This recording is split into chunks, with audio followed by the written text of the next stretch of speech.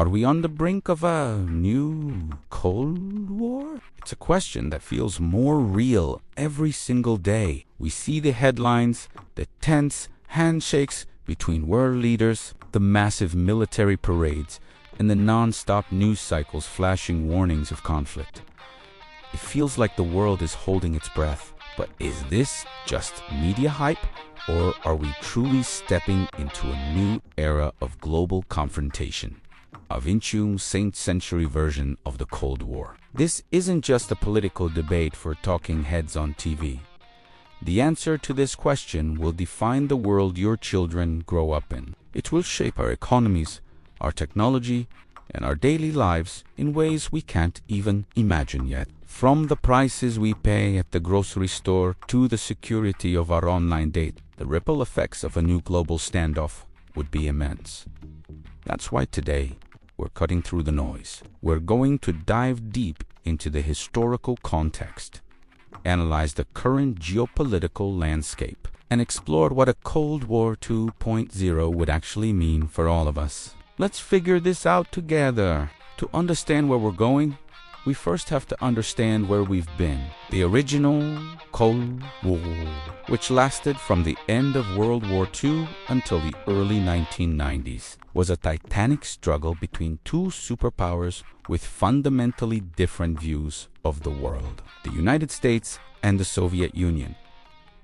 It wasn't a direct, hot war with soldiers fighting on a traditional battlefield. Instead, it was a war fought through other means. It was a battle of ideologies: capitalism versus communism. It was a terrifying arms race, where both sides built up massive nuclear arsenals, leading to the chilling concept of mutually assured destruction. The world was divided into two camps, with an Iron Curtain splitting Europe. This conflict played out globally through proxy wars from Korea and Vietnam to Afghanistan, where the superpowers backed opposing sides, causing immense suffering. It was also a race for technological and cultural supremacy. Think about the space race. The sprint to the moon wasn't just about exploration. It was a demonstration of power and ingenuity. The Berlin Wall stood as a stark, concrete symbol of this division. Espionage was rampant, with spies from the CIA and the KGB operating in the shadows, creating a world of intrigue and paranoia that we still see in movies today. For almost half a century, the entire planet lived under the shadow of potential nuclear annihilation. The fall of the Berlin Wall in 1989 and the subsequent collapse of the Soviet Union in 1991 seemed to signal the end of this era. Many believed we were entering a new age of global cooperation and peace. It was hailed as the end of history.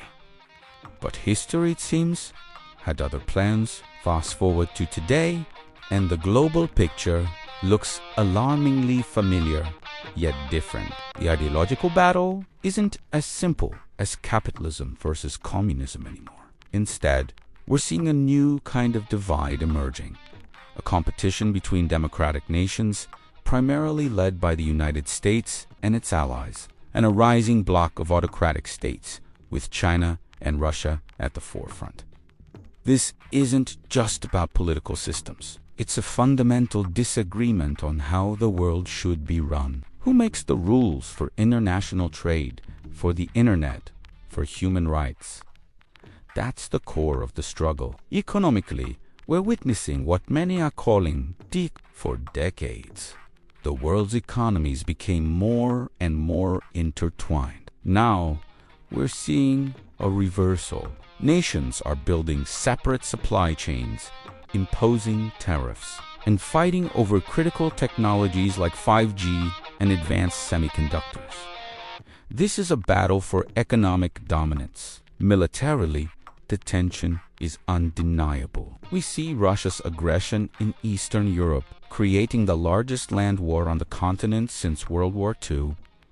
In the Pacific, China is rapidly expanding its naval power and asserting bold claims in the South China Sea, leading to close encounters with U.S. and allied forces. Alliances are being redrawn. NATO, once questioned, has found a renewed sense of purpose. New security pacts, like AUKUS, between Australia, the UK, and the US are being formed specifically to counter perceived threats. And then there's this cyber domain, the new invisible battlefield. State-sponsored hackers are constantly probing defenses, stealing secrets, and spreading disinformation to sow chaos and distrust within other nations. This constantly low-level conflict is happening right now, every single day, and it's a key feature of this new era of competition.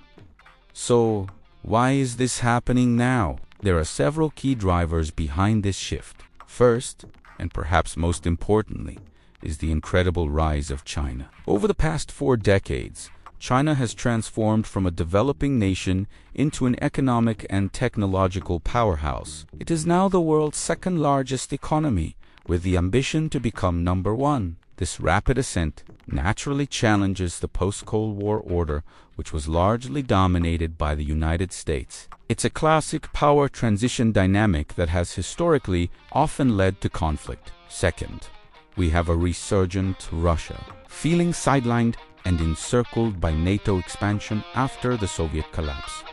Russia has sought to reassert its influence on the world stage. Under Vladimir Putin, it has used its vast energy resources as a political weapon and has not shied away from using military force to achieve its goals, as we've seen in Georgia, Crimea, and now across Ukraine. Its goal is to reclaim what it sees as its rightful sphere of influence and challenge the US-led system. The third major factor is technology. The competition for technological supremacy is at the very heart of this new rivalry. We're talking about artificial intelligence, quantum computing, biotechnology, and space exploration. The nation that leads in these fields will have a decisive economic and military advantage for decades to come. This has turned Silicon Valley and tech hubs around the world into strategic battlegrounds. It's no longer just about who has more tanks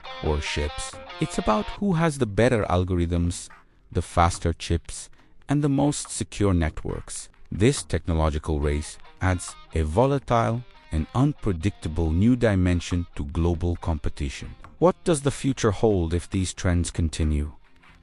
The impact would be felt everywhere. Economically, the era of cheap goods produced through globalized supply chains could come to an end. We might see a world split into competing economic blocks, leading to higher prices and less choice for consumers. Your smartphone, your car, even your food could be affected. Geopolitically, the risk of miscalculation is terrifyingly high. With so many friction points from Taiwan and the South China Sea to Eastern Europe and the Arctic, a regional crisis could easily spiral into a direct confrontation between major powers. The nuclear taboo, which held firm throughout the original Cold War, is being tested with increasingly reckless rhetoric. We could see a new, more complex arms race, not just in nuclear weapons, but also in autonomous drones, hypersonic missiles, and space-based weapons. This would make the world a far more dangerous and unstable place. And for us as individuals, this could mean a more divided and less free world. The internet could splinter into a splinter net, with different countries operating their own censored and controlled versions of the web. The free flow of ideas, culture, and people that we've taken for granted could be severely restricted. So, as we look out at our planet from a distance, we see a fragile, interconnected world at a crossroads. We are not in a carbon copy of the 20th century Cold War. The players are different. The ideologies are more complex. And the battlefields now exist in cyberspace and the global economy. But the core dynamic attends global struggle for power and influence between great powers is undeniably back. This isn't a call for despair, but a call for awareness. Understanding the forces shaping our world is the first step toward navigating the turbulent times ahead. and demanding a future defined by dialogue and cooperation, not confrontation and conflict. The choices we make today will echo for generations. Thanks for watching. If you found this analysis valuable, please consider liking this video and subscribing to the channel for more deep dives into the issues that shape our world. We'll see you in the next one.